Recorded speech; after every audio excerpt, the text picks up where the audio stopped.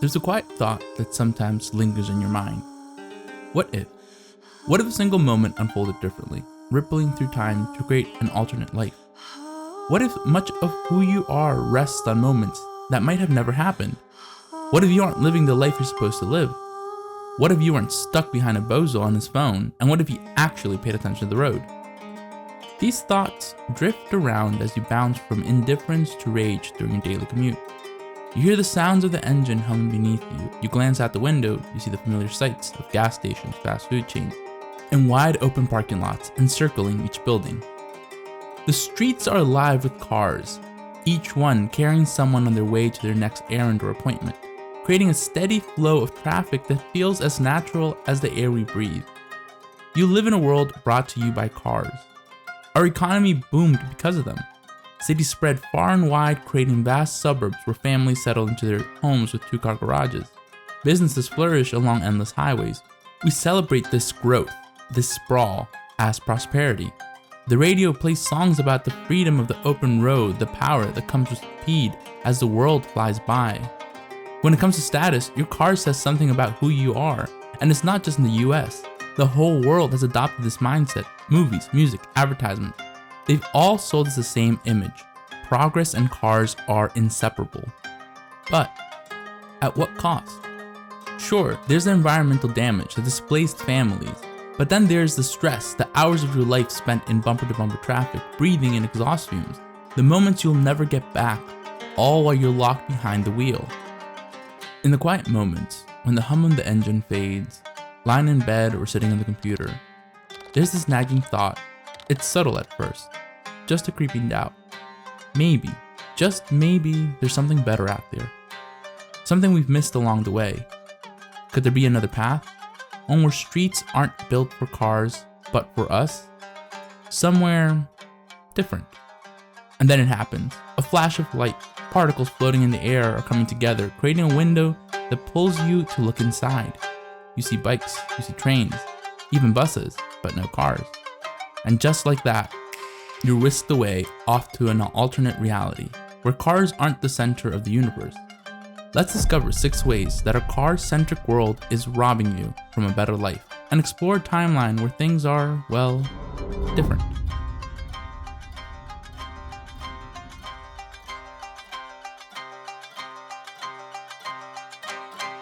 In the blink of an eye, you're in a strange room, a vessel that is small but quick, able to follow your alt self through their morning routine. You watch yourself waking up and heading to the kitchen ready to make breakfast. Immediately, something catches your eye. Everything in the kitchen's smaller, especially the refrigerator. No more room for giant packs of sodas or freezer meals here. It's just the essentials. Alt-U glances at the fridge and realizes you're out of food. Time for a grocery run. Now in this world there are no cars, so Alt-U hops on a strange, unfamiliar bike. A cargo bike. You join Alt-U as they pedal down the street and things start to look different. The roads are narrow, free from cars parked along the sides or massive driveways eating up space. Where your neighbor's SUV once sat is now a small front garden. There are no bike lanes here, but instead of danger, there's a calm, almost serene feel. Cyclists, pedestrians, and even runners share the road without the fear of becoming roadkill. As Alt-U pedals down the street, you begin to notice something curious. Bikes of all shapes and sizes are sharing the road. Some have large front cargo holds for groceries or kids, while others look more like mini haul trucks designed to carry tools, equipment, or even furniture. One man pedals with a rickshaw, giving their parents a ride. It's not just about getting from point A to point B. These bikes are built for the task most people in our car timeline assume only cars can handle. And yet, the streets remain peaceful, a calm community of cyclists going about their day in ways you never thought possible. At the grocery store, Alt-U buys just enough fresh produce for the next few days. No need for massive carb trunks, as you have no massive shopping carts loaded with weeks' worth of processed foods. And here is cost 1 of a car-centric world: healthy eating. You realize your oversized fridge and overstocked pantry exist because cars made it necessary. You buy in bulk to avoid the hassle of traffic and parking. In order to do that, you buy shelf-stable products, aka swimming in preservatives. Cars didn't just change how you move, they shaped how you eat, what you eat, and how you store your food. On the ride back, you notice something else. Cost 2. a mobile life.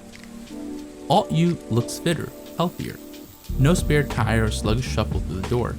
It's the result of everyday cycling built into life without needing a gym or a strict workout routine. Meanwhile, your car commutes have left you sitting, stagnant, hour after hour. The difference is clear. Cars have directly impacted your type of energy intake and how you spend that energy. But that's just the beginning. As Alt-U puts away the groceries, you wonder what other benefits Alt-U has and what unknown costs have you been living with all your life. What happens when Alt-U heads to work? Alt-U steps out the door to start their morning commute, but instead of battling traffic, they head towards a train station, a brisk 5-minute walk away. The streets are peaceful, the morning air fresh, no revving engines, no honking horns, just birds chirping, trees swaying, and a sense of calm that already feels like an upgrade. Alt-U just needs to recharge their transit card before hopping on the train. You watch as they top it off with $60 and then casually mention, that should be enough for the rest of the month. Your jaw drops. Cost 3 is discovered, car upkeep. $60 for an entire month of commuting? Back in your car-filled world, that wouldn't even get you through the week. Gas alone would eat it up. And that's before insurance maintenance or, God forbid, your check engine light comes on. Here, the headache of car ownership? Gone. It's all covered. And Alt-U has plenty left over to plan and save for future adventures. Alt-U reaches the platform and boards a train. You look around and see a woman next to you, lost in a murder mystery novel. A guy catches up on his favorite anime. Someone else practicing dance steps in their head, feet tapping to some invisible beat. And so, cost 4 is Unveil. Stolen time. Commute time here isn't dead time, it's found time. Time to do things that you actually want to do. It's 20 minutes that adds to your day, not steals from it. In your world, in your car, this would be 45 minutes of staring at brake lights, clenching the wheel, and dreading every lane change. But here, people reclaim that time. Alt-U has gained so much time to read, create, or learn something new. What would you do if you had that time back? Would you use it to improve yourself, advance your skills, or finally pursue that passion project? This is where Skillshare can help you make it happen. With over 34,000 courses in everything from animation and illustration to music and photography, Skillshare is your gateway to turning reclaimed time into real growth. Imagine transforming those lost hours into creative mastery or valuable new skills that move you toward your biggest ambitions. Skillshare isn't just about watching videos, it's about diving into hands-on project-based lessons that let you see real results. You'll be learning from experts like YouTuber Marquez Brownlee and others, gaining practical skills directly from the best. And it's not just about learning solo. Skillshare offers a vibrant community where you can share your work, get feedback, and stay inspired. All for a simple subscription fee. No need to pay per class. And right now, there's a 30-day free trial, so you can start your journey with zero risk. So why not make that time you do have to advance you? Click the link below and get started today. Unlock your potential, reclaim your time, and take a step towards your dreams. Now let's rejoin Alt-U as he walks the last few steps to the office, refreshed, focused, and not a drop of sweat from road rage or close calls. At work is the same office, same meetings, same emails, so your mind wanders. If the commute feels this good, what else could be different in this car-free world? What other secrets is the city hiding? You soar into the sky, leaving the office behind, and the view opens up before you. This is a whole new world. From up here, it's hard to miss what's missing. Parking lot. The vast expanses of gray asphalt that once dotted every corner of your city are almost entirely gone. The intricate web of highways that once suffocated your city has disappeared. Gone are the endless lines of traffic, the constant hum of engines in the smog-filled skies. Instead, sleek train lines stretch out, taking up a fraction of the space those highways devoured. Thousands of people crisscross the city, on foot, on bikes, on trains, without the burden of each person taking up a giant metal box on wheels. In this world, you feel as though the city has finally been given back to the people. Your eyes catch sight of something else, cargo trains, bringing goods from afar. At the train station, goods are transferred to mini trucks designed for narrow streets. Wait, what? Mini trucks? How did they exist but no cars? In this timeline, the personal vehicle never caught on. Ford's assembly line churned out cargo trucks instead of cars. And without the glitzy car ads and government-backed highway system, America never fell into the trap of car dependency. The 1956 Federal Highway Act never happened. Instead of highways carving up neighborhoods, this world invested in rail and walkable communities that connected neighborhoods. In this world, motor vehicles exist, but they are precise tools, not the default. Fire trucks, smaller, more agile. Delivery trucks, streamlined and efficient, zipping through the city to bring goods without clogging the roads. No more gas-guzzling giants. Cost 5 is revealed. Misallocation of land. Not a direct cost to you, but a communal cost. In your car-filled world, land is consistently misused. What would bring the highest value to the community and even a landowning individual is often left underdeveloped for wide roads and highways, and the dead zones we call parking lots. All because of the illusion that only modern life and status can be brought to you by cars. But here, vehicles are a small component in serving the city. As the sun begins to set, you breathe in the clean air and you hear the pulse of the city. It's alive with people, their laughter, their conversations, and the simple sounds of life. There's more to see. It's time to get back to Alt U and discover some missed connection. Once home, Alt U freshens up, quickly running their hands through their hair before heading out. They've got plans tonight, meeting up with friends to kick off the weekend. They're not heading deep into the city, so there's no need to take the train. Biking is out of the question too. Alt U plans to let loose at the bar and wouldn't want to worry about biking back. Walking would be nice, but it's a 40-minute trek and you're trying to meet your friends in 15 minutes, so what do? They stroll 3 minutes to the nearest bus stop. You think to yourself, you haven't ridden a bus since college. Back then, it was the practical choice, whisking you and your friends between classes and weekend plans. It was carefree, a way to move about without a second thought. But now, in your car-filled world, the bus is barely a memory, a relic of your past. In your timeline, bus stops are scattered like afterthoughts, just faded signs on rusted posts, if they even exist at all. And when a bus does come, it can be late, unreliable, or worse, it drives right past you. Alt U doesn't have that problem. They know a bus will be arriving every 5 minutes, efficiently connecting them to the parts of the city not yet reached by train. There's no stress, no uncertainty, just smooth, dependable transit. And before you know it, Alt U is at their destination, right on time. They reach their friends. You see familiar faces, but there's something different here. Alt U is surrounded by new faces. People they've met on the train, at the park, in the local grocery store. People who are practical strangers to you, despite living in the same neighborhood. Why? Because Cost 6 is your car is a bubble of isolation. Because in your world, you've never had the chance to meet them. You were always sealed off in your car, alone, moving from one destination to the next. But here, in this alternate timeline, Alt U build connections simply by being out in the open. Every day riding the same transit, passing the same familiar faces, sharing the same spaces.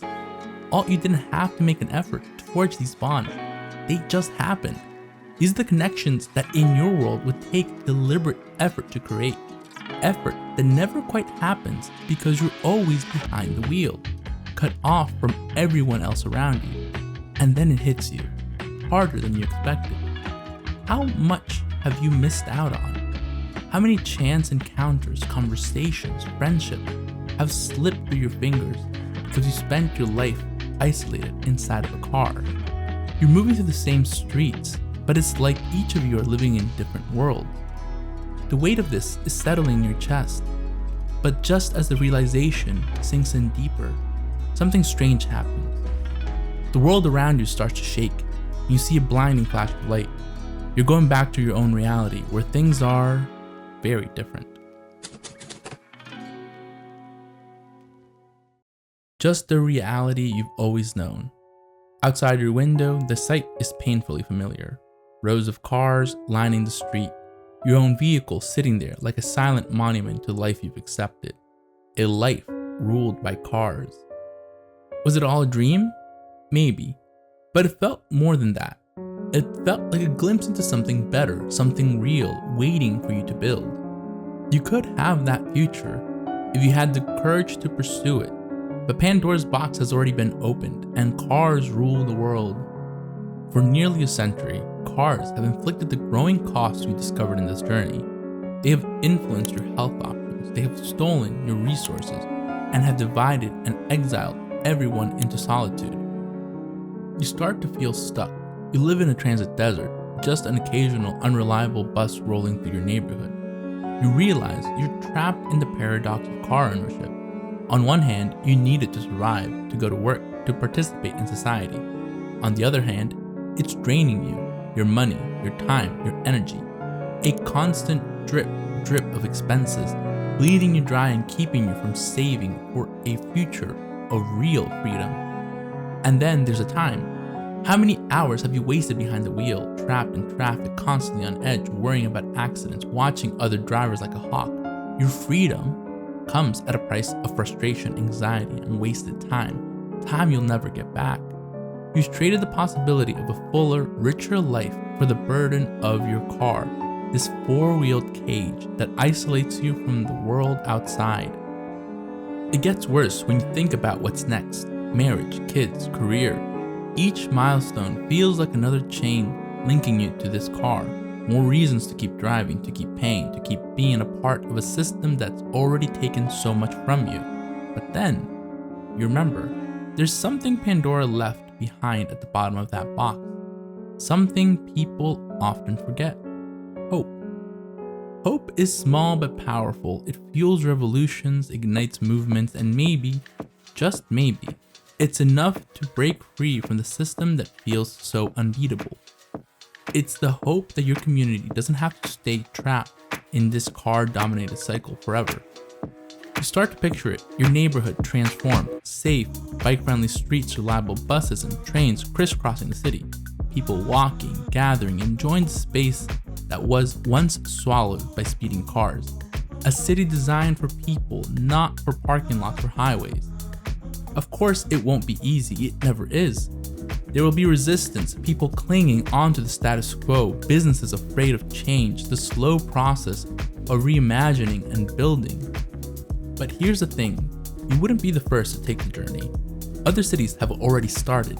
They've carved out small pockets of hope where streets are for people, where pollution is dropping, and where traffic deaths are no longer an inevitability. In those places, the car is no longer king, and the commute stronger for it. Discover these inspiring examples in my previous video, and get ready to dive into the places where hope is already lighting the path forward.